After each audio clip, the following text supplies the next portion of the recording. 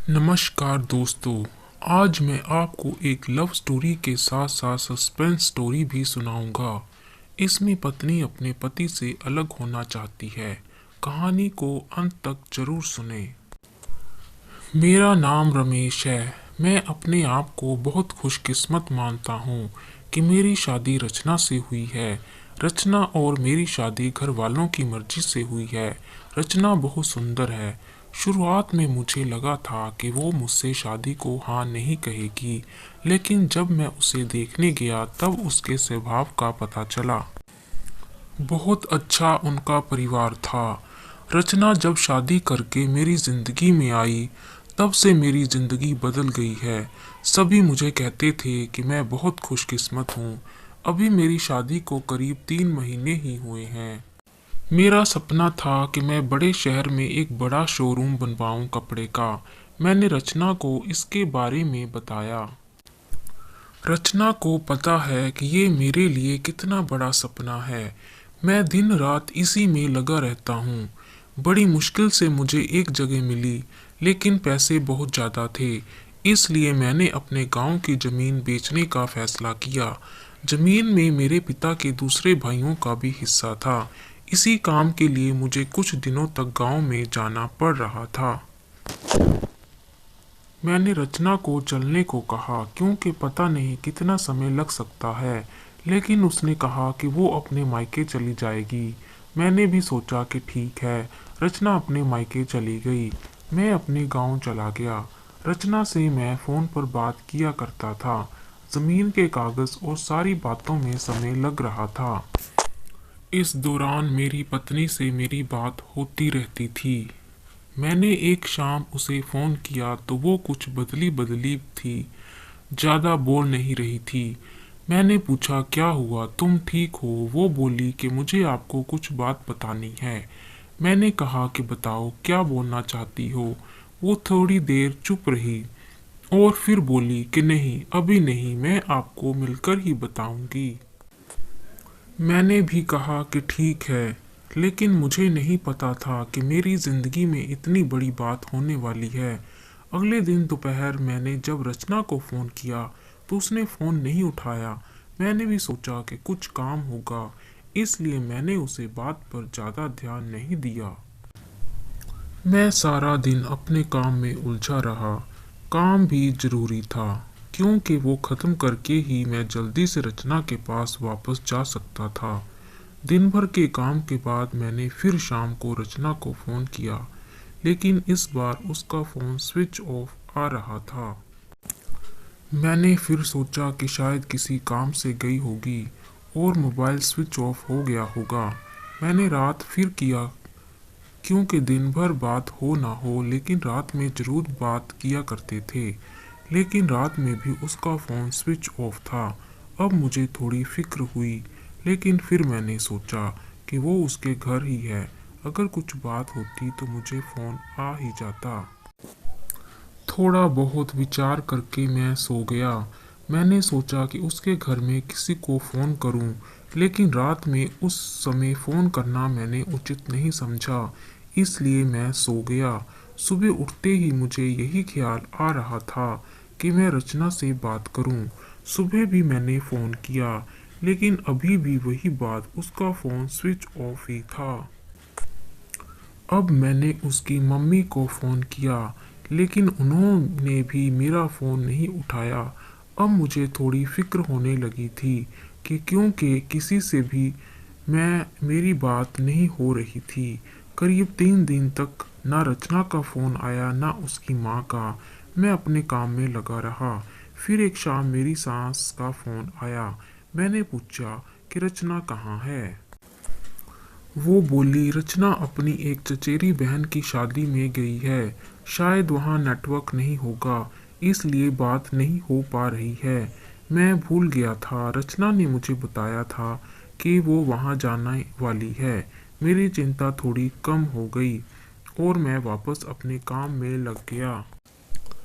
रचना वहाँ 5 दिन रुकने वाली थी, इसलिए मैंने सोचा कि शायद 5 दिनों तक मेरी रचना से कोई बात नहीं हो पाएगी। मेरा काम भी लगभग खत्म हो गया था। मेरे हाथ में पैसे 2 से 4 दिन में आने वाले ही थे। जैसे ही मेरे हाथ में पैसे आए मैं वहां से निकल गया। वहां से निकलने के बाद मैं सीधा अपने पत्नी के घर ही गया। उसे लेने के लिए जैसे ही मैं वहां पहुंचा, मुझे देखकर मेरी सास खुश होने के बजाय डरी हुई दिखाई दी। मैं थोड़ी देर वहां बैठा, उनसे पूछा कि रचना कहाँ है। वो बोली कि वो अभी आई नहीं है। मैंने बोला कि आई नहीं है, अभी तक उसका फ़ोन भी नहीं लग रहा। मैंने कहा कि आप मुझे वहाँ किसी का नंबर दे दो, कितने दिनों से रचना से बात हुई नहीं है। वो कुछ देर सोचती रही, फिर बोली कि अभी मेरे पास नहीं है, मैं आपको किसी से पूछकर देती हूँ। करीब 8 दिन हो गए थे मुझे रचना से बात किए हुए। मुझे रचना पर भी गुस्सा आ रहा था कि उसका फ़ोन स्विच ऑफ क्यों है। साथ उसका फ़ोन काम नहीं कर रहा तो वो किसी के भी फ़ोन से बात कर सकती, लेकिन उसने मुझसे बात नहीं की। मैंने सोचा था कि जब वो आएगी तो उसे ज़रूर डांटूंगा। मेरी सास का फ़ोन नहीं आया, करीब 12 दिन हो गए। मैं उनके घर वापस गया, लेकिन अब वो भी घर पर नहीं थी, ना ही मेरा फ़ोन उठा रही थी। अब मेरे मन में बहुत सारे विचार आने लगे कि आखिर बात क्या है जो रचना और उसके घर वाले मुझसे इस तरह का बर्ताव कर रही हैं। मैंने उन्हें मैसेज किया कि अब मैं पुलिस के पास जाऊंगा।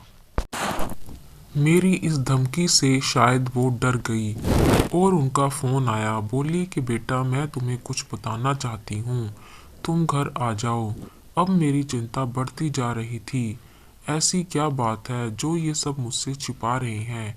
मेरी पत्नी ने मुझसे 20 दिनों से बात नहीं की थी।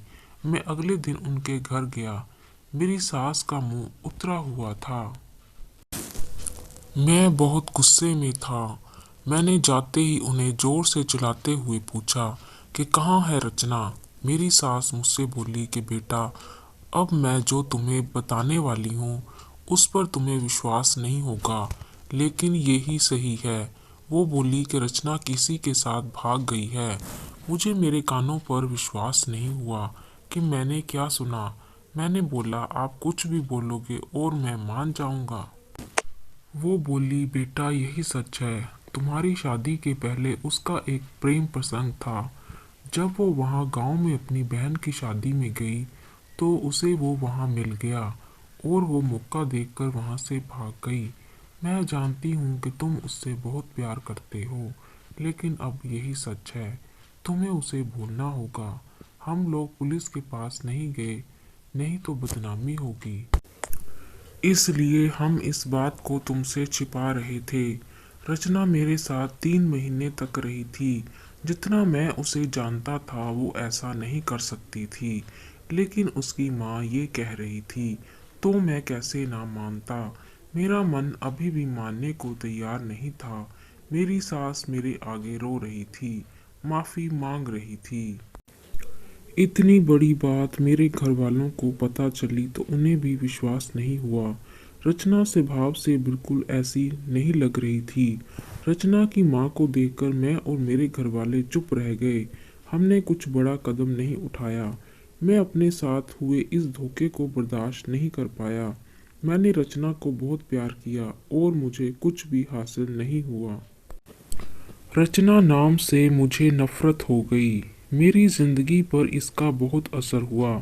मैं जो शोरूम की शुरुआत करने वाला था उसके लिए मेरे पास अब सब कुछ आ गया था, लेकिन फिर भी मुझे अब कुछ करने का मन नहीं हो रहा था। किसी के साथ इतना बड़ा धोखा हुआ हो तो वो कैसे खुश रह सकता है। मेरे घरवाले मुझे संभाल रहे थे। मैंने उसे बहुत ढूंढने की कोशिश की। मैं चाहता था कि वो मुझे मिले तो मैं उससे पूछूं कि आखिर उसने मेरे साथ ऐसा क्यों किया। धीरे धीरे समय बीतता गया। उसे गए अब 7 महीने हो गए थे और मैं भी उसे भूलकर अपनी ज़िंदगी में वापस बिजी होने की कोशिश करने लगा। मेरा उसके घर यहाँ से जाना हुआ। ऐसे ही मेरा ध्यान उनके घर की खिड़की पर पड़ा। मुझे दिखाई दिया कि खिड़की में रचना है। एक झलक सी मुझे दिखी। मैंने उसी समय उनके घर का दरवाज़ा बजाया। मेरी सास ने दरवाज़ा खोला और वो मुझे देखकर ही डर गई। दरवाज़ा खुलते ही मैं अंदर जाने लगा। मेरी सास ने मुझे रोका, लेकिन मैं नहीं माना। अंदर के कमरे में गया तो रचना को देखकर मैं हैरान रह गया। रचना व्हीलचेयर पर बैठी थी। रचना ने मुझे देखा और उसकी आंखों से आंसू आ गए। मैंने पूछा, ये क्या हुआ? रचना बस रो रही थी। मेरी सास बोली कि बेटा, रचना जब शादी में गई थी तब उसका एक्सीडेंट हो गया था और उसे ऐसी जगह चोट आई जिसके कारण अब वो चल नहीं सकती है। एक्सीडेंट के समय भी बेहोशी में ये कह रही थी, तुम्हें ना बताएं, वो बड़े काम के लिए गए हैं। डॉक्टर ने जब बताया कि हो सकता है रचना अब चल ना सके और इलाज पर बहुत ज़्यादा पैसा लगेगा, तब भी मैंने कहा कि दामाद जी को बता देते हैं। लेकिन रचना ने कहा कि मैं उनकी ज़िंदगी खराब नहीं कर सकती। उनका सपना है शोरूम खोलने का। उनकी ज़िंदगी में जाऊंगी तो उन पर बोझ ही बनूंगी। इसलिए रचना ने ये झूठ तुम्हें कहने को कहा ताकि तुम उसे भला बुरा कहकर उसे भूल जाओ, उससे नफरत करो। मेरी पत्नी मुझसे इतना प्यार करती थी। मैंने उससे कहा कि रचना, अगर मेरे साथ ऐसा कुछ हो जाता तो क्या तुम मुझे छोड़ देती? रचना ने रोते हुए कहा कि ऐसा मत बोलो। रचना ने कहा कि मैं आपकी दोषी हूँ। एक्सीडेंट में हमारा बच्चा जो मेरे गर्भ में था वो भी नहीं बचा। आप मुझे भूल जाएं, दूसरी शादी कर लीजिए।